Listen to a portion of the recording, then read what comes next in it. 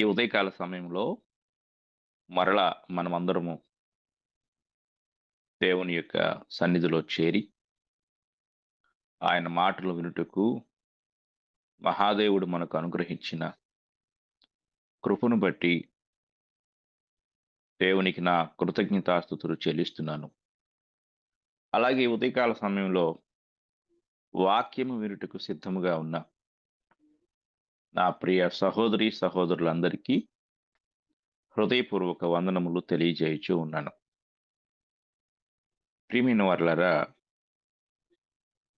గడిచిన పాఠంలో మనము పరిశుద్ధతను గూర్చి నేర్చుకుంటూ, ఆ యొక్క పరిశుద్ధత అనగా శుద్ధత లేక స్వచ్ఛత అంటే పరిశుద్ధతలో ఇమిడి ఉన్న కొన్ని మూలకాలను గూర్చి మనం ధ్యానిస్తూ, స్వచ్ఛతను గూర్చి, అలాగే నీతిని గూర్చి, న్యాయమును గూర్చి,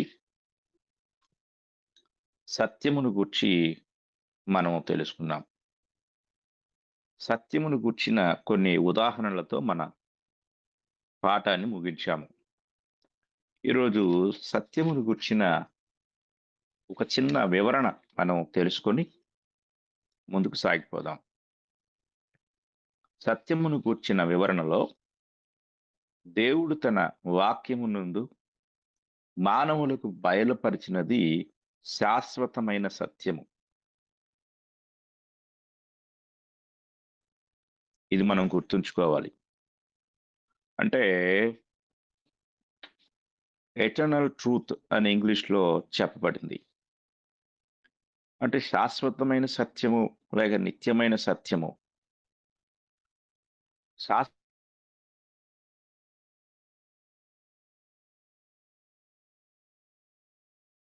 సత్యము అనగా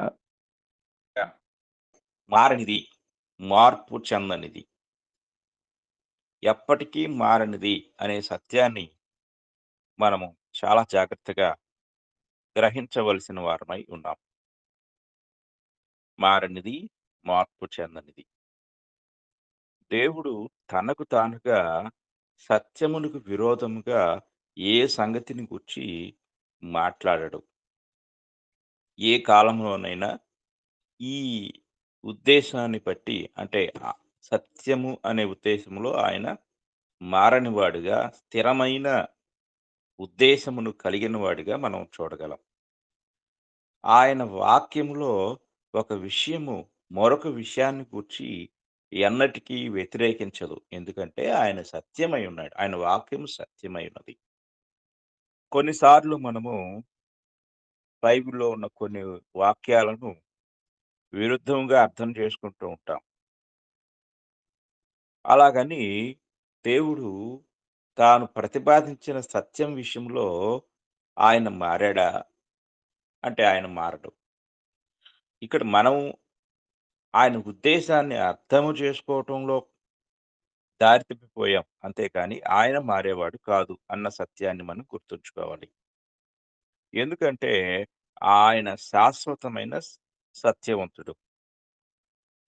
బైబిల్ గతములోని అన్ని మృత సిద్ధాంతాలతో అంటే జీవం లేని సిద్ధాంతాలతో ఎప్పుడు ఏకీభవించలేదని మనకు తెలుసు. అంటే దేవుని యొక్క నియమములన్నీ కూడా జీవం కలిగినవి. కొందరు మృతమైన అనగా జీవము లేని సిద్ధాంతాలతో మాట్లాడుతూ ఉంటారు.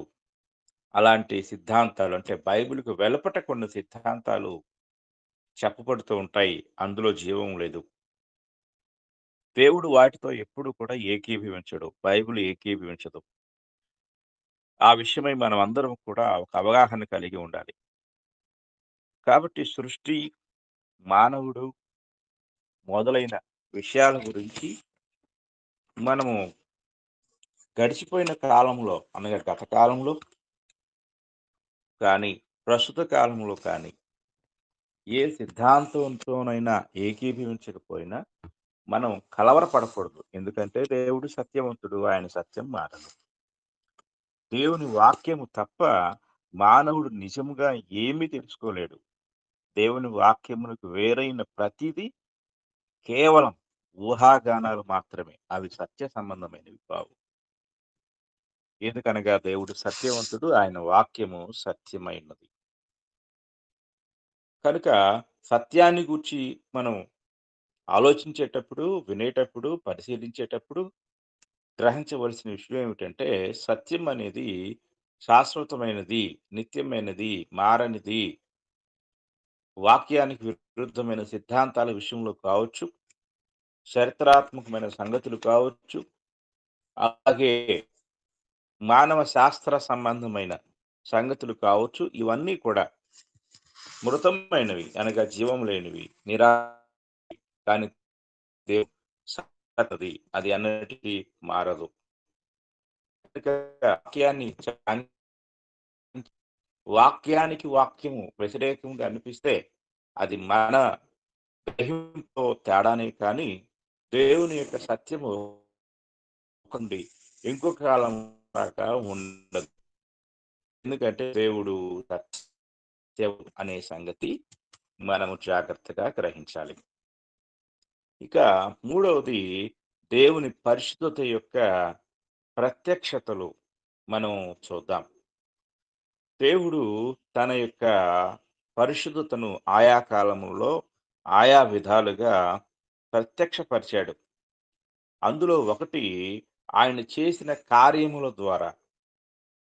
ఆయన చేసిన కార్యములను గూర్చి మనము ఆలోచన చేసినట్లయితే, ఆయన సృష్టించిన సృష్టి కావచ్చు, ఆ సృష్టిలో ఉన్న మానవుడు కావచ్చు, ఏదైనా సరే ఆయన తన కార్యముల ద్వారా తాను ఎంత పరిశుద్ధుడో ఆ పరిశుద్ధతను ఆయన బయలుపరిచాడు.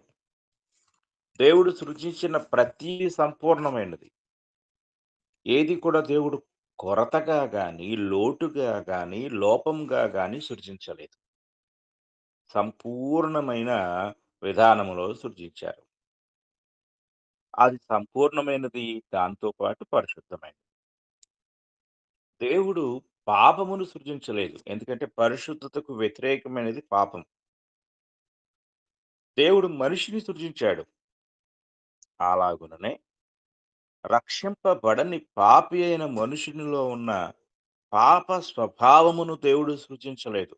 మనం గుర్తుంచుకోవాలి. ఈ లోకంలో రక్షించబడని పాపులు చాలామంది ఉన్నారు. అనగా రక్షించబడని వారుగా దేవుని దృష్టిలో పాపులుగా ఉన్నవారు చాలామంది ఉన్నారు.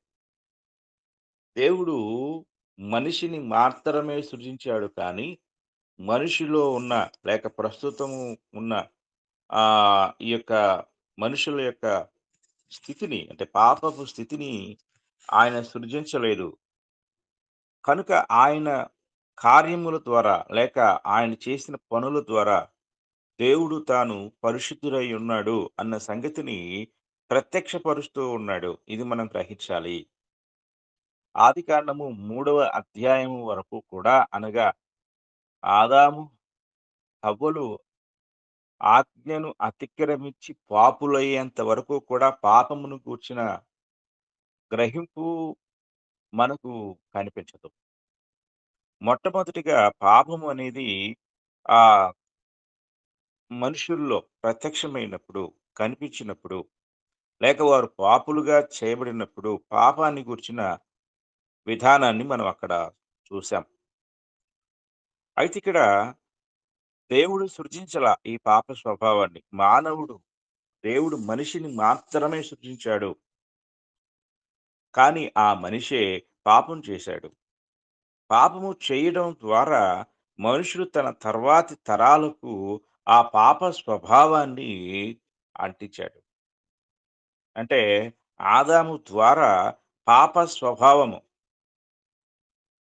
అనగా ఆ నేచురల్ సిన్ అనేది స్వభావ సిద్ధముగా మానవ జాతికి అంటుకుంది. పాపము చేసే స్వభావం అనేది ఆదాము గర్భము నుండి వచ్చిన ప్రతి మానవుడు వారసత్వంగా అంటే ఆహ్, హ్మ్. ఆదాములో ఉన్న అవయవాలు మనం అతనిలో నుండి వచ్చుట ద్వారా ఎలా పొందుకున్నామో, అలాగే పాప స్వభావాన్ని కూడా మనం పొందుకున్నాం. పాప స్వభావాన్ని పొందుకున్నాం కాబట్టి మనం పాపులం కాలేదు. అంటే ఆ వారసత్వంగా మనం ఆదాము పాపి అయ్యాడు కాబట్టి మనం పాపులు కాలేదు. స్వభావాన్ని మాత్రమే మనం పొందుకున్నాం. ఇది మనం జాగ్రత్తగా గ్రహించాలి. దీనినే ఆదాము స్వభావము లేదా పాప స్వభావము అని బైబిల్ పిలుస్తుంది. అప్పుడు ఆహ్, దేవుడు అంటే దేవుడు మానవుడిని సృజించినప్పుడు ఒక సామర్థ్యం గల మనిషిని సృజించాడు.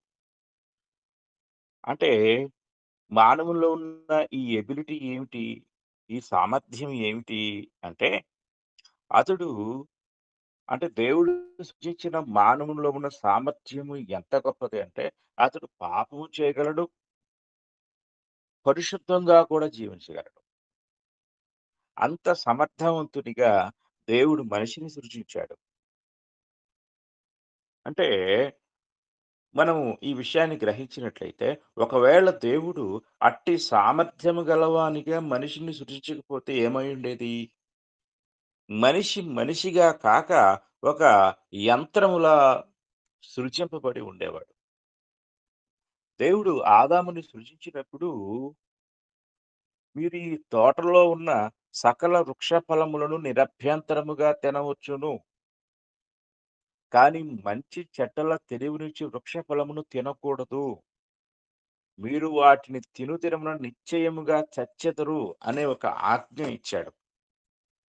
అంటే మానవుడు పండు తినకుండా లేక తినుట ద్వారా ఆజ్ఞను అతిక్రమింపకుండా ఉండగలడా? అంటే ఖచ్చితముగా ఉండగలడు. అలాగే అదే సమయంలో మానవుడు దేవుడిచ్చిన ఆజ్ఞను అతిక్రమించి పాపంలో ప్రవేశించగలడా? ఖచ్చితముగా ప్రవేశింపగలడు. ఈ రెండిటిని చేయగలిగిన సమర్థునిగా దేవుడు మనిషిని సృజించాడు.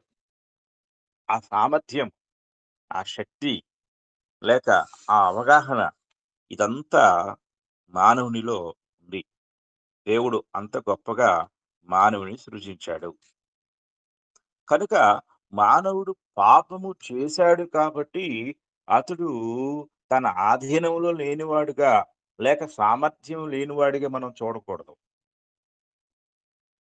కొన్నిసార్లు మనుషులు అంటూ ఉంటారు. ఏమంటూ ఉంటారంటే, పాపము చేయలేని వానిగా మనిషిని దేవుడు సృజించి ఉండవచ్చు కదా! అని ప్రశ్న. ఒకవేళ పాపము చేయలేని వానిగా, అసమర్థునిగా మానవుని సృజించి ఉన్నట్లయితే, పరిశుద్ధునిగా కూడా ఉండలేడు.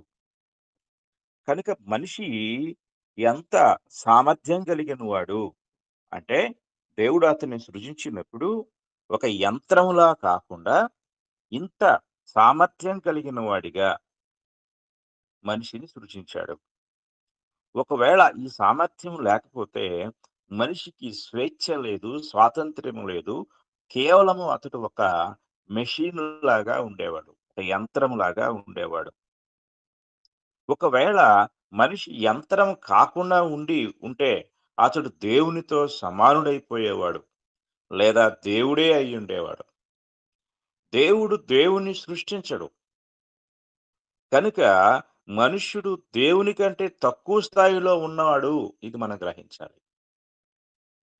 దేవుడు ఒకవేళ సృజించితే మనిషినే సృజించగలడు కానీ దేవుని సృజించలేడు. ఎందుకంటే దేవుడు తానే దేవుడు. ఆయన అద్వితీయుడు. ఇది మనం గ్రహించాలి. పాడేయటము దేవుని స్వభావ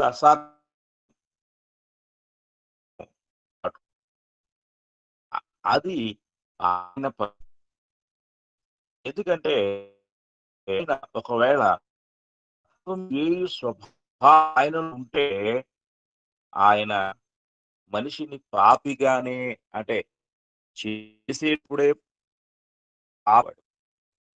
జాగ్రత్తగా మనం గ్రహించాలి. అది ఆయన పరిశుద్ధతకు విరుద్ధమైన స్వభావం కనుక దేవుడు పరిశుద్ధుడు గనుక మనిషిని పరిశుద్ధునిగానే సృజించాడు అనే సంగతి మనం జాగ్రత్తగా గ్రహించాలి. మనుషుడు పాపము చేయలేని వాడైతే అతడు దేవుడైపోయేవాడు. యంత్రమన్నా అవ్వాలి, లేక దేవుడన్నా అవ్వాలి. కానీ మనిషిలో దేవుడు ఉంచిన సామర్థ్యము అతడు పాపిగా జీవించగలడు, పరిశుద్ధునిగా కూడా జీవించగలడు. ఇలాగా దేవుడు మనిషిని ఒక సామర్థ్యం కలిగిన వ్యక్తిగా సృజించాడు. కనుక దేవుడు తన పరిశుద్ధతను ప్రత్యక్షపరిచిన విధానము ఆయన సృజించిన ఈ సృష్టి కార్యము ద్వారా ఆయన తన పరిశుద్ధత యొక్క ప్రత్యక్షతను కనపరిచాడు. సృజించిన సృష్టిలో కూడా ఆయన కార్యము లేక ఆయన యొక్క పరిశుద్ధత ఎంతో స్పష్టంగా ఆయన కలిగి ఉన్నాడు. ఇక రెండో విషయాన్ని మనం ఆలోచించినట్లయితే, ఆయన మానవాళికి అనుగ్రహించిన చట్టము ద్వారా లేక ధర్మశాస్త్రము ద్వారా కూడా తన పరిశుద్ధతను ప్రత్యక్షపరిచినట్లుగా మనం చూడగలం. దేవుని ధర్మశాస్త్రమంతయు నీతియుక్తమైనది. అలాగే సత్యమైనది. ఒక్క అబద్ధం కూడా దానిలో లేదు. కాబట్టి దేవుని ధర్మశాస్త్రము ఆయన పరిశుద్ధతను బయలుపరుస్తుంది. ఎందుకంటే, మనం ఈ ఒక్క మాటలోనే ఇదంతా గ్రహించగలం. ఎందుకంటే, ఆయన ధర్మశాస్త్రము నీతియుక్తమైనది, సత్యవంతమైనది. అందులో ఏ దోషము, ఏ పాపము లేదు అనే సత్యాన్ని మనం గ్రహించాలి. ఇక మూడవ విషయాన్ని కూడా మనం చూసినట్లయితే, పాపము పట్ల ఆయనకున్న ద్వేషం, ఆ ద్వేషము ద్వారా కూడా ఆయన తన పరిశుద్ధతను ప్రత్యక్షపరుచుకున్నారు. ఆయన పాపాన్ని ఎంతలా ద్వేషించాడో, ఆయన పరిశుద్ధత యొక్క స్వభావము ద్వారా మనం గ్రహించగలం. కొన్నిసార్లు మనం ఈ లోకంలో ఉన్న కొందరు క్రైస్తవులను చూసినట్లయితే, వారు వారి ప్రక్కనున్న వారిలో ఉన్న పాపాన్ని, పాప స్వభావాన్ని ద్వేషించలేరు. ద్వేషించరు కూడా. ఎందుకు వారి పాప స్వభావాన్ని ద్వేషించకుండా హాయిగా వారితో కలిసి సహవాసం చేస్తారు, సహజీవనం చేస్తారు అంటే, ఇది మనం గ్రహించవలసిన వారమై ఉన్నాం. కొందరు క్రైస్తవులో ఉన్న ఇలాంటి విధానము పాపాన్ని ద్వేషించకుండా, పాపంతో సహవాసం చేసేవారుగా ఉంటారు. కానీ దేవుడు ఎలాంటి వాడంటే, పాపమును అస్సలు సహించలేడు. పైగా ఆయన దాన్ని విపరీతంగా ద్వేషిస్తాడు. మనము పాపాన్ని సహించే వారంగా కాదు, పాపాన్ని ద్వేషించే వారంగా ఉండాలి. దేవుని విషయంలో ఈ సంగతులు మనం జాగ్రత్తగా ఆలోచించినప్పుడు, మనకు బైబిల్ అంతట్లో ఈ సత్యం బయలుపరచబడుతుంది. కొందరు పాపమును గూర్చి ఒక అభిప్రాయం కలిగున్నారు. అంటే సమర్థనతో కూడిన అభిప్రాయం. ఇది చాలా పొరపాటు అభిప్రాయం. తప్పైన అభిప్రాయం. ఒకవేళ వాక్యాన్ని వింటున్న మీలో ఎవరైనా ఇలాంటి అభిప్రాయాన్ని కలిగుంటే, దయతో మీ అభిప్రాయాన్ని మార్చుకోండి. ఏమిటి అభిప్రాయం అంటే, దేవుడు పాపాన్ని ద్వేషిస్తాడు. పాపమును ద్వేషిస్తాడు, ద్వేషించేవాడు. కానీ పాపిని ద్వేషించడు అనే సత్యాన్ని లేక అసత్యాన్ని మనుషులు వారి యొక్క ఆలోచనలో కలిగి ఉంటారు. అందుకే పాపులతో కలిసి సహవాసం చేయటంలో వారితో ఉన్న పాప స్వభావాన్ని అసహించుకోకుండా, ద్వేషించకుండా కలిసి జీవించటంలో వారు కొనసాగుతూ ఉంటారు. ఇది చాలా పొరపాటైన విషయం. ఎందుకంటే దేవుడు పాపాన్ని మాత్రమే కాదు, పాపిని కూడా ద్వేషిస్తాడు. ఎందువలన పాపిని ద్వేషిస్తాడు అంటే, అతనిలో ఉన్న పాపము వలన పాపిని ద్వేషిస్తాడు అనే సత్యాన్ని మనం గ్రహించాలి. కీర్తనల గ్రంథము ఈ యొక్క విషయాన్ని మనము తెలుసుకొనుటకు కీర్తనల గ్రంథము 5వ అధ్యాయము 4, 5 వచనాలు చదువుకుందాం. అక్కడ ఈ మాట రాయబడి ఉంటుంది. నీవు దుష్టత్వమును చూచి ఆనందించు దేవుడవు కావు. చెడుతనమునకు నీ యొద్ద చోటు లేదు.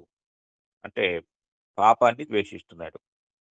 5వ వచనం. డాంబికులు నీ సన్నిధిని నిలువలేరు. పాపము చేయువారందరూ నీకసహ్యులు. పాపం మాత్రమే కాదు దేవునికి అసహ్యమైంది. పాపాన్ని చేసేవారు కూడా దేవునికి అసహ్యులే. ఆయన వారిని కూడా ద్వేషిస్తాడు. ఎందుకంటే అక్కడ ఉన్న ప్రధానమైన కారణం వారు పాపముతో ఏకీభవించటం. కనుక మనిషి ప్లస్ పాపము 2 కలిస్తే పాపి అయిన మానవుడు. ఈ పాపి అయిన మానవుని దేవుడు సహించలేడు. కారణం ఏంటంటే అతనిలో ఉన్న పాపము. అంటే దేవుడు అతన్ని ద్వేషించుటకు ప్రధానమైన కారణము పాపమే. ఇది మనం గ్రహించాలి.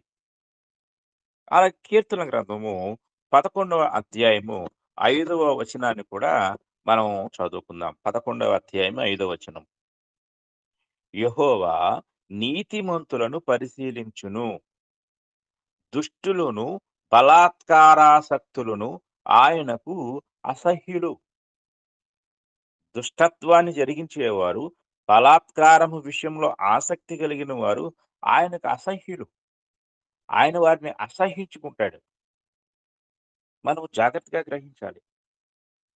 కనుక దేవుని వాక్యాన్ని మనం పరిశీలించినట్లయితే ఆయన, ఆయన పాపిని ద్వేషిస్తాడు. పాపిని ద్వేషించుట కారణము అతనిలో ఉన్న పాపము. ఆ పాపాన్ని కలిగి జీవిస్తున్న మనిషి. ఇందులో ఇంకొక అద్భుతమైన విషయం కూడా ఉంది. ఏమిటి అంటే అదే సమయంలో ఆ పాపిని దేవుడు ప్రేమిస్తాడు కూడా. ఎందుకంటే ఆ మనుషుడు పరిశుద్ధత పొందగల సామర్థ్యం ఉన్నవాడని ఆయనకు తెలుసు. ఒకవేళ పాపిని ప్రేమించకపోతే ఎందుకు ఆయన ఆహ్, ఒకవేళ లేకపోతే కేవలం పాపి యొక్క అంతాన్ని లేక మరణాన్ని గూర్చే ఆయన ఆలోచిస్తాడు. కానీ దేవుడు అలా ఆలోచించలా. ఆయనలో మానవాళి పట్ల ఒక నిరీక్షణ స్వభావం ఉంది. దేనిని బట్టి ఆయన మానవాళి పట్ల నిరీక్షణ కలిగున్నాడు అంటే, తాను సృజించిన మానవునిలో ఇంకొక సామర్థ్యం కూడా పాపం చేయగలిగే సామర్థ్యం మాత్రమే కాదు, పరిశుద్ధుడుగా కూడా మార్చబడగలిగినంత సామర్థ్యము దేవుడు మానవుని సృజించినప్పుడు వానిలో పెట్టాడు. కనుక మానవుడు పాపము చేసే విషయంలో దేవుడు ఎంతగా ద్వేషిస్తాడో, ఆ పాపము నుండి అతనిని బయటకు తీసుకువచ్చే విషయంలో ఆయన అంతలా ప్రేమిస్తూ ఉంటాడు. ఇది మనం చాలా జాగ్రత్తగా గ్రహించాలి. అందుకే దేవుడు లోకమును ఎంతో ప్రేమించెను అని యోహాను సువార్త 3 అధ్యాయం 16 వచనం మనకు చెప్తా ఉంది. కనుక ఆయన పాపాన్ని ప్రేమించలా. కానీ పాపము నుండి విడిపించబడి పరిశుద్ధతలో కొనసాగగలిగిన సామర్థ్యం ఉందే. ఆ సామర్థ్యం కలిగిన వ్యక్తిని ఆయన ప్రేమిస్తూ, అతనికి ఇంకొక అవకాశాన్ని ఇచ్చుటకు దేవుడు ప్రయత్నం చేస్తూ ఉన్నాడు. కాబట్టి దేవుడు పాపాన్ని ద్వేషిస్తాడు అనే సత్యాన్ని మనం జాగ్రత్తగా గ్రహించవలసిన వారమై ఉన్నాం. కనుక ఈ విషయాన్ని మనం ఆలోచించినట్లయితే దేవుడు పాపిని శిక్షించుటకు గల కారణము అతని పాపమే. ఎందుకు దేవుడు పాపిని శిక్షిస్తూ ఉంటాడు? అంటే ఇక్కడ మనం ఈ వచనాలు మనం చదువుకున్న భాగాన్ని మనము జాగ్రత్తగా గమనిస్తే ఇక్కడ 6 వచనంలో 5, 6 వచనాలు మనం చూసినప్పుడు యెహోవా నీతిమంతులను పరిశీలించుము, దుష్టులను బలాత్కారాసక్తులను ఆయనకు అసహ్యులు, దుష్టుల మీద ఆయన ఉరులు కురిపించును, అగ్ని గంధకములను వడగాలియు వారికి పానీయ భాగమగును. ఎందుకు దేవుడు నోవహు కాలం నాటి ప్రజల మీద జలప్రళయాన్ని రప్పించాడు? ఎందుకు సొదొమ గొమొర్రాల మీద అగ్ని గంధకాలను కురిపించాడు? ఎందుకు ఆనాటి మానవులను ఆయన నాశనం చేశాడు? అంటే పాపమే. పాపము పట్ల ఆయన దృక్పథము, ఆయన ప్రవర్తన ఇవన్నీ, దేవుడు పరిశుద్ధుడు, పాపమును సహించలేడు. పాపితో కలిసి సహవసించలేడు అనే విషయాలను మనకు బయలుపరుస్తాయి. కనుక మనము దేవుని యొక్క వాక్యాన్ని ధ్యానిస్తూ ఉండగా గ్రహించవలసిన విషయం ఏమిటంటే, ఆయన ఆయనలో ఉన్న ఈ యొక్క పరిశుద్ధ పరిశుద్ధతను గూర్చిన వైఖరి మనకు ఏం బోధిస్తుంది అంటే, మనము పాపమును సహించకూడదు. ఆయన బిడ్డలమైన మనము కూడా పాపాన్ని సహించే వారముగా ఉండకూడదు. పాపాన్ని ద్వేషించే వారముగా ఉండాలి. పాపమును ద్వేషించటం ఎప్పుడు నేర్చుకుంటామో, పరిశుద్ధతలోకి మార్చబడుటకు మనము మార్గాన్ని వేసుకుంటున్నాం అనే సత్యాన్ని మనం గ్రహించాలి. కొందరు పాపంతో రాజీ పడి జీవిస్తూ ఉంటారు. అది వారిలో ఉన్న పాపంతోనూ, ఎదుటి వారిలో ఉన్న పాపంతోనూ. ఇది ఇది పరిశుద్ధులుగా జీవించుటకు అసాధ్యమైన విషయం. కొరింథీయులకు రాసిన మొదటి పత్రిక, మొదటి అధ్యాయము, రెండో వచనంలో అక్కడ ఒక అద్భుతమైన మాట మనకు కనపడుతుంది. ఆ అద్భుతమైన మాట పరిశుద్ధతను గూర్చి దేవుడు ఎలాంటి దృక్పథాన్ని కలిగున్నాడో, లేక మనం పరిశుద్ధులుగా చేయబడటంలో దేవుని యొక్క ఉద్దేశ్యం ఏమైయున్నది అంటే, కొరింథులోనున్న దేవుని సంఘమునకు అనగా క్రీస్తు యేసునందు పరిశుద్ధపరచబడిన వారై, పరిశుద్ధులుగా ఉండుటకు పిలువబడిన వారికిని. పరిశుద్ధులుగా అనేది ఒక దీర్ఘకాలికమైన కొనసాగింపు. అంటే పరిశుద్ధ పరచబడుట అనేది అది ఒక పరిమితమైన క్రియ అయిపోయిందది. ఇంకా పరిశుద్ధులుగానే చేయబడుతూ ఉండలేదు మనం. పరిశుద్ధులుగా చేయబడ్డాము. పరిశుద్ధులుగా తీర్చబడ్డాము. నెక్స్ట్ అనగా తరువాత మన జీవితం ఎలా ఉండాలి అంటే, మనం పరిశుద్ధులుగా కొనసాగాలి. ఇది ఒక దీర్ఘకాలికమైన ప్రక్రియ.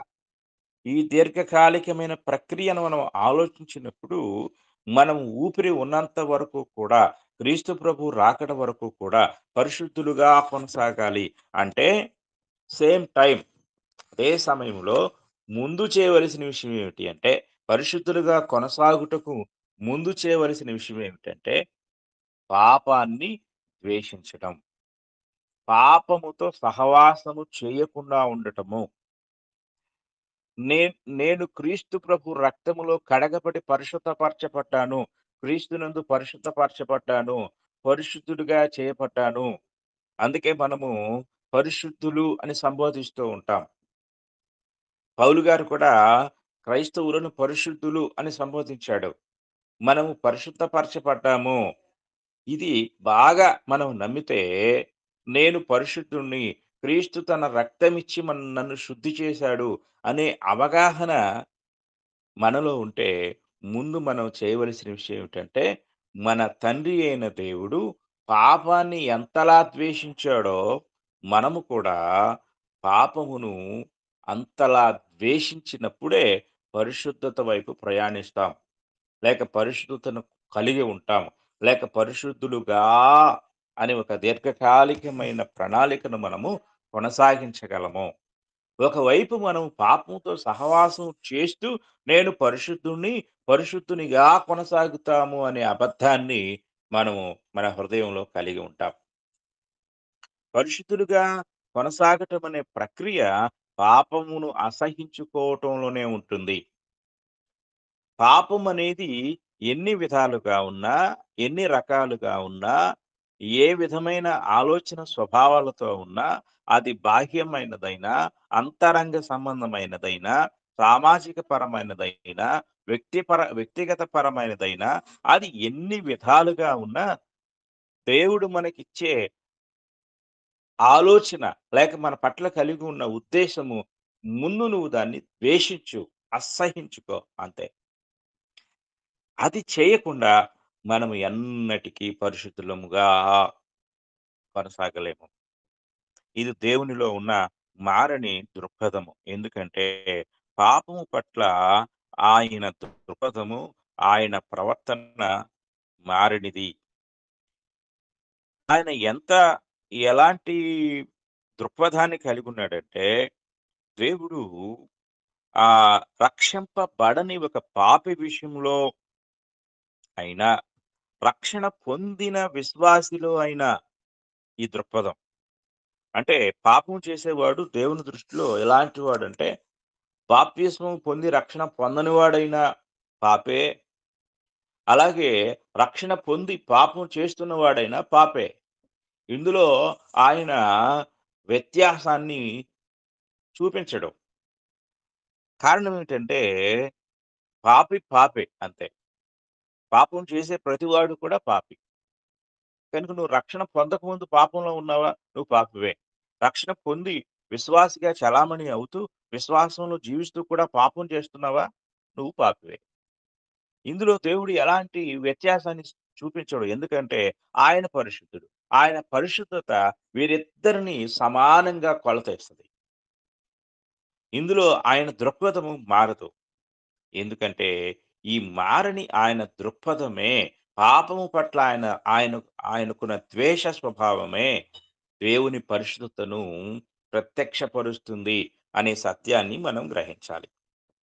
ఇక మనము 4 విషయానికొచ్చినట్లయితే, దేవుడు తన పరిశుద్ధతను ఎలా ప్రత్యక్షపరిచారు అనే సంగతిని మనం గ్రహించినప్పుడు, ఇంతవరకు పాపాన్ని ద్వేషించుట ద్వారా అని మనం చెప్పుకున్నాం. అలాగే నీతిని ప్రేమించుట ద్వారా కూడా ఆయన పాపమును పరిశుద్ధతను ప్రదర్శించాడు. ఒకసారి ఒక వచనాన్ని మనం చదువుకుందాం. దేవుడు పాపమును ఎంతగా ద్వేషించాడో, అంతగా నీతిని ప్రేమించాడు. రాజులు మొదటి గ్రంథం. మొదటి రాజులు గ్రంథము మనం చదువుకుందాము. 8వ అధ్యాయము 32వ వచనాన్ని మనం చదువుకున్నట్లయితే అక్కడ ఈ మాట కనపడుతుంది. నీవు ఆకాశమందు విని నీ దాసులకు న్యాయము తీర్చి హాని చేసిన వాని తల మీదికి శిక్ష రప్పించి నీతిపరుని నీతి చొప్పున వానికి ఇచ్చి వాని నీతిని నిర్ధారణ చేయుము అని ఇక్కడ సొలొమోను ఒక సుదీర్ఘమైన అద్భుతమైన ప్రార్థన చేస్తూ ఉంటాడు. ఈ ప్రార్థనలో సొలొమోను చెప్పే సంగతి ఏమిటంటే, నీ దాసులకు న్యాయము తీర్చు, జడ్జిమెంట్ చేయమంటున్నాడు. ఎలాగా అంటే, హాని చేసిన వాని తల మీదికి శిక్ష, నీతిపరుని నీతికి నీతిపరుని నీతి చొప్పున వానికి ఇచ్చి, నీతిపరునికి నువ్వేమిస్తావో అది ఇవ్వు. అలాగే ఇక్కడ ఆహ్, అన్యాయం చేసిన వానికి, లేక హాని చేసిన వాని తల మీదికి శిక్ష రప్పించు.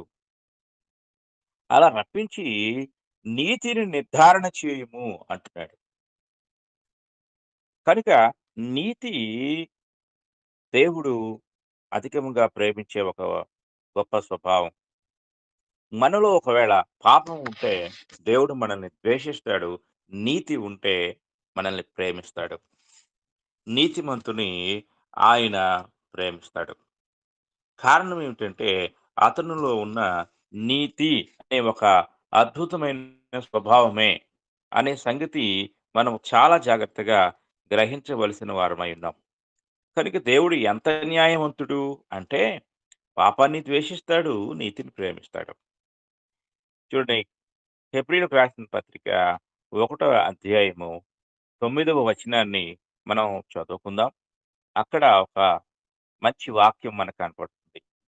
నీవు నీతిని ప్రేమించితివి, దుర్నీతిని ద్వేషించితివి. అందుచేత దేవుడు చూడండి ఇక్కడ నీవు నీతిని ప్రేమించితివి, దుర్నీతిని ద్వేషించితివి అని చెప్పి దేవుని యొక్క జడ్జిమెంట్ ఎలాంటిదో చెప్తున్నాడు. నీతిని ఆయన ప్రేమించేవాడు, దుర్నీతిని ద్వేషించేవాడుగా మనకు దేవుని యొక్క స్వభావము ఇక్కడ ప్రత్యక్షపరచబడుతూ ఉంది. జాగ్రత్తగా మనము ఈ యొక్క వచన భాగాలు పరిశీలించినట్లయితే హెబ్రీయులకు రాసిన పత్రికలోనే ఆయన స్వభావాన్ని గురించి మనం ఆలోచించినప్పుడు 6వ అధ్యాయము 10వ వచనాన్ని మనం చదువుకుందాం. మీరు చేసిన కార్యమును మీరు పరిశుద్ధులకు ఉపచారము చేసి ఇంకనూ ఉపచారము చేయుచుండుట చేత తన నామమును బట్టి చూపిన ప్రేమను మరచుటకు దేవుడు అన్యాయస్తుడు కాడు. కనుక మనము చేసే మంచి కార్యాలను ఆయన మర్చిపోయేటంత అన్యాయస్తుడు కాదంట. కనుక ఆయన నీతి కార్యములను జరిగించే వారిని ప్రేమించేవాడుగా ఉన్నట్లుగా మనం చూడగలం.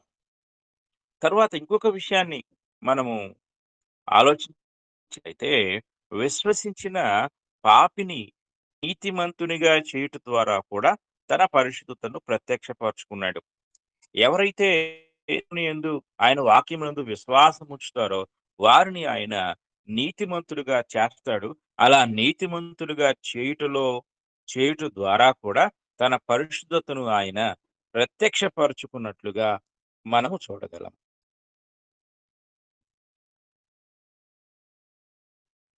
ఇది ఆయనలో ఉన్న ఒక గొప్ప స్వభావమై ఉన్నది. ఇది మనం జాగ్రత్తగా గ్రహించాలి. కనుక మనిషి తన యొక్క స్థితిని బట్టి నరకములో ఉండవలసిన వాడై ఉన్నాడు. కానీ దేవుని కృప మరియు దయ వలననే రక్షణ ప్రణాళిక అతనికి అందించబడింది. దాన్ని అంగీకరించిన విశ్వాసిని దేవుడు నీతిమంతుడిగా తీరుస్తాడు. దీనికి ఒక చక్కని ఉదాహరణ మనం చూస్తే రోమీయులకు రాసిన పత్రిక మనం చదువుకుందాం. రోమీయులకు రాసిన పత్రిక 3వ అధ్యాయము 25, 26 వచనాల్లో ఈ సంగతి మనం చూడగలం.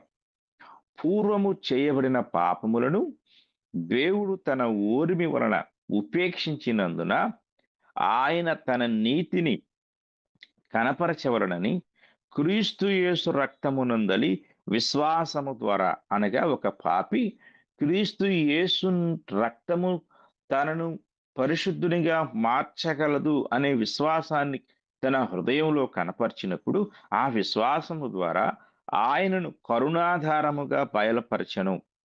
దేవుడు ఇప్పటి కాలమందు తన నీతిని కనపరచు నిమిత్తము తాను నీతిమంతుడును యేసునందు విశ్వాసము గలవానిని నీతిమంతునిగా తీర్చువాడునయుండుటకు ఆయన అలాగు చేశాను. కాబట్టి దేవుడు నీతిమంతుడిగా, అంటే ఒక పాపి దేవుని యందు విశ్వాసం ఉంచినప్పుడు క్రీస్తు యొక్క రక్తములో ఉన్న లేక రక్తము ద్వారా చేయబడే పరిశుద్ధ కార్యమును విశ్వసించి ఆ కార్యములోనికి అతడు ప్రవేశించడం ద్వారా అతడు పరిశుద్ధునిగా చేయబడగలడు, నీతిమంతునిగా తీర్చబడగలడు. కనుక ఆయన ఒక పాపిని నీతిని ప్రేమించడం ద్వారాను, ఒక పాపిని నీతిమంతునిగా చేయుట ద్వారా కూడా ఆయన పరిశుద్ధుడు అనే సంగతిని మనకు స్పష్టపరుస్తూ ఉన్నారు. ఇక తరువాత విషయాన్ని మనం జాగ్రత్తగా ఆలోచించినట్లయితే, ఆయన పరిశుద్ధులను సంరక్షించే విధానము ద్వారా కూడా, అంటే పరిశుద్ధులను ఆయన ఎంతలాగా సంరక్షిస్తాడు అనే విషయాన్ని మనం జాగ్రత్తగా గ్రహించినట్లయితే, కీర్తనల గ్రంథాన్ని మనం చదువుకున్నప్పుడు 103వ కీర్తన మనకు ఒక విషయాన్ని తెలియజేస్తా ఉంది. 103వ కీర్తన 6వ వచనాన్ని మనం చదువుకుందాం. యెహోవా నీతి క్రియలను జరిగించుచు బాధింపబడు వారికందరికీ న్యాయము తీర్చును. అంటే నీతిమంతులను, పరిశుద్ధులను, వారిని సంరక్షించే విషయంలో ఆయన తన యొక్క పరిశుద్ధతను ప్రత్యక్షపరుస్తూ ఉంటాడు అనే సత్యాన్ని మనం చాలా జాగ్రత్తగా గ్రహించవలసిన వారమై ఉన్నాం. పరిశుద్ధుల పట్ల ఆయన తీసుకునే శ్రద్ధ, ఆయన చూపించే ఒక గొప్ప సంరక్షణ అనేది కూడా మనకు దేవుని యొక్క పరిశుద్ధతను గూర్చి బయలుపరుస్తూ ఉంది అనే సత్యమును మనము జాగ్రత్తగా గ్రహించవలసిన వారమై ఉన్నాం. అలాగే 129వ కీర్తన మనము చదువుకున్నట్లయితే 1వ వచనం నుండి చదువుకుందాం. ఇశ్రాయేలు ఇట్లనును, నా యవ్వన కాలము మొదలుకొని పగవారు నాకు అధిక బాధలు కలుగు చేయుచు వచ్చిరి. నా యవ్వన కాలము మొదలుకొని నాకు అధిక బాధలు కలుగు చేయుచు వచ్చిరి. అయినను వారు నన్ను జయింపలేకపోయిరి. దున్నువారు నా వీపు మీద దున్నిరి, వారు చాళ్లను పొడుగుగా చేసిరి. యెహోవా న్యాయవంతుడు, భక్తిహీనులు కట్టిన త్రాళ్ళు ఆయన తెంపి ఉన్నాడు. కనుక ఆయన తన ప్రజలను సంరక్షించే విషయంలో కూడా ఆయన హ్మ్. పరిశుద్ధుడుగా ఉన్నాడు అనే సత్యాన్ని మనం గ్రహించగలం. ఇక చివరిగా ఆయన తన పరిశుద్ధతను ప్రత్యక్షపరచిన విధానాన్ని మనము జాగ్రత్తగా పరిశీలన చేసినట్లయితే, ఆయన శిలువ ద్వారా తన పరిశుద్ధతను ఆయన ప్రత్యక్షపరిచాడు. కీర్తనల గ్రంథం 22వ కీర్తన 1 వచనాన్ని మనం చదువుకొని ఈ విషయాన్ని ఆలోచన చేద్దాం. నా దేవా, నా దేవా, నీవు నన్నేల విడనాడితివి. నన్ను రక్షింపక నా ఆర్తధ్వని వినక నీవేళ దూరముగా ఉన్నావు అనే సత్యము ఇక్కడ మనకు బయలుపరచబడతా ఉంది. ఈ సత్యాన్ని మనం చాలా జాగ్రత్తగా గ్రహించవలసిన వారమై ఉన్నాం. నా దేవా, నా దేవా, నన్నేల విడనాడితివి అనే ఈ కీర్తన శిలువ మీద యేసు ప్రభువారు ఆయన మరి వేసిన ఒక కేకకు నిదర్శనంగా మనం చూడగలం. అసలు ఈ కీర్తనలో ఎందుకు ఇటువంటి స్వభావాన్ని దేవుడు కలిగి ఉన్నాడు? ఈ కీర్తన ప్రభువైన యేసుక్రీస్తు వారిని గూర్చి చెప్పబడిన కీర్తనగా మనం చూడగలం. ఇంకొక విషయం కనపడుతుంది. ఈ అధ్యాయం అంతా మనం చదివితే శిలువ గురించి ఒక స్పష్టమైన దృశ్యము మనకు కనిపిస్తుంది. ఈ కీర్తన క్రీస్తు కల్వరి శిలువపై మరణించుటకు దాదాపు 900 సంవత్సరాల ముందు వ్రాయబడింది. క్రీస్తు మరణం దేవుని పరిశుద్ధతకు పరిపూర్ణమైన ప్రదర్శన. కొందరు ఇలా ప్రశ్నిస్తారు, ఇది ఎలా సాధ్యమవుతుంది అని. దేవుడు పాపాన్ని ద్వేషిస్తాడని మనకు తెలుసు. అది మనం ముందుగా చర్చించుకున్నాం. ఆయన పాపాన్ని ద్వేషిస్తాడు. ఇది ఎంతలా అంటే ఆయన కుమారుడు మన కొరకు పాపమైనప్పుడు, ఆయన పాపము ఎరుగని వాడుగా ఉన్నప్పుడు కూడా దేవుని ద్వేషము క్రీస్తు పట్ల మారలేదు. ఎలా మారలేదు అంటే, ఆయన కుమారుడు పాపమైనప్పుడు కూడా దేవుడు పాపాన్ని అంతే ద్వేషించాడు. అంటే ఆయన కుమారుని విషయంలో కూడా ఆయన ఉద్దేశం మారలేదు. కాబట్టి యేసు కూడా ద్వేషింపబడ్డాడు. ఎందుకంటే ఆయన పాపమైనాడు. యేసు ఎప్పుడు పాపిగా మారలేదు. కానీ ఆయన పాపముగా చేయబడ్డాడు. ఈ సంగతిని మనం గ్రహించాలి. అందుకే ఆయన తన కుమారుని కూడా శిక్షకు అప్పగించాడు. ఎందుకనగా దేవుడు పరిశుద్ధుడు. సిలువలో జరిగించిన ఈ సుదీర్ఘమైన ప్రక్రియ దేవుడు ఎంత పరిశుద్ధుడు, ఆయన ఎంత పాపాన్ని ద్వేషించేవాడుగా ఉన్నాడు అంటే, ఆఖరికి తన కుమారుడు సర్వలోక మానవాళ పాపాన్ని మోసినప్పుడు, లేక ఆయన వహించినప్పుడు, ఆయన తన కుమారుని కూడా ద్వేషించి శిక్షకు అప్పగించినట్లుగా మనం చూడగలం. కొరింథీయులకు రాసిన 2వ పత్రిక 5వ అధ్యాయము 21వ వచనాన్ని మనం చదువుకున్నట్లయితే ఇలా కనపడుతుంది. ఎందుకనగా మనం ఆయన యందు దేవుని నీతి అగునట్లు పాపమెరుగని ఆయనను మన కోసము పాపముగా చేసెను. ఆయన పాపము ఎరగలేదు, కానీ పాపముగా చేయబడ్డాడు. కనుక ఆ పాపముగా చేయబడిన ఆయన మీద దేవుడు తన యొక్క శిక్షను కుమ్మరించినట్లుగా మనం చూడగలం. మరొక వచనాన్ని కూడా మనం చదువుకుందాం. యెషయా గ్రంథము మనం చూసినట్లయితే, యెషయా గ్రంథంలో ఒక అద్భుతమైన విషయం కనపడుతుంది. 53వ అధ్యాయము. ఇక్కడ 22వ కీర్తన ఎలాగో, యెషయా గ్రంథం 53వ అధ్యాయం కూడా శిలువ యొక్క దృశ్యాన్ని మనకు ప్రత్యక్షపరిచే ఒక అద్భుతమైన అధ్యాయమై ఉంది. అందులో 3వ వచనం చదువుకుందాం.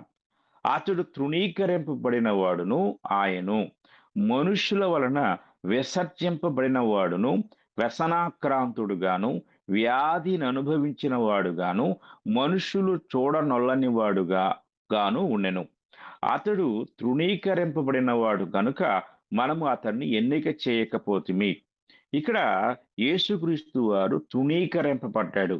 ఎవరి వలన అనగా దేవుని వలన. తర్వాత 5వ వచనాన్ని అనుకుందాం. మన అతిక్రమ క్రియలను బట్టి అతడు గాయపరచబడెను. యేసుక్రీస్తు వారు గాయపరచబడ్డారు. మన దోషములను బట్టి నలుగుగొట్టబడెను. ఆయన నలుగుగొట్టబడ్డాడు. మన సమాధానార్థమైన శిక్ష అతని మీద పడెను. ఆయన సమాధానార్థమైన అంటే మనల్ని సమాధాన పరుచుటకు ఆయన శిక్షించబడ్డాడు. ఎందుకంటే ఆయన మీద లేక ఆయన పాపమును వహించిన వాడుగా మనము చూస్తా ఉన్నాం. అలాగే 6వ వచనాన్ని కూడా మనం చదువుకుందాం. మనమందరము గొర్రెల వలె త్రోవ తప్పిపోతిమి. మనలో ప్రతివాడును తనకిష్టమైన త్రోవకు తొలగెను. యెహోవా మన యందరి దోషమును అతని మీద మోపెను. అందరి దోషము, సర్వలోక మానవాళి యొక్క దోషము, లేక అపరాధము, లేక పాపము ఆయన మీద మోపబడింది. అందువలన 10వ వచనంలో అతని నలుగుగొట్టుటకు యెహోవాకు ఇష్టమాయెను. ఇది మనం జాగ్రత్తగా గ్రహించాలి. కనుక ఇక్కడ ఈ శిలువ కార్యంలో కూడా దేవుడు తన పరిశుద్ధతను ప్రదర్శించారు. కనుక పాపముగా చేయబడిన తన ప్రియమైన కుమారుని విషయంలో కూడా ఆయన ఏమాత్రము పక్షపాతము లేకుండా పాపమును ద్వేషించుటకు పాపముగా చేయబడిన క్రీస్తును శిక్షించినట్లుగా మనం చూస్తున్నాం. కనుక ప్రియమైన వారలారా, దేవుడు నిన్నెంత ప్రేమించాడో ఈ యొక్క పరిశుద్ధత అనే స్వభావం ద్వారా తెలియజేస్తున్నాడు. కనుక దేవుని పిల్లలమైన మనము కూడా పాపమును ద్వేషించు వారముగా, పాపమును అసహ్యించుకుని వారముగా, పాపముతో సహవాసము చేయలేని వారముగా జీవించినప్పుడే పరిశుద్ధులుగా ఉండగలమని, పరిశుద్ధ జీవితమును జీవించగలమని నేను మీకు తెలియజేస్తూ ఈ మాటలు ముగిస్తూ ఉన్నాను. ఇంతవరకు శ్రద్ధతో విన్న మీ అందరికీ నా వందనాలు తెలియజేస్తూ ఉన్నాను.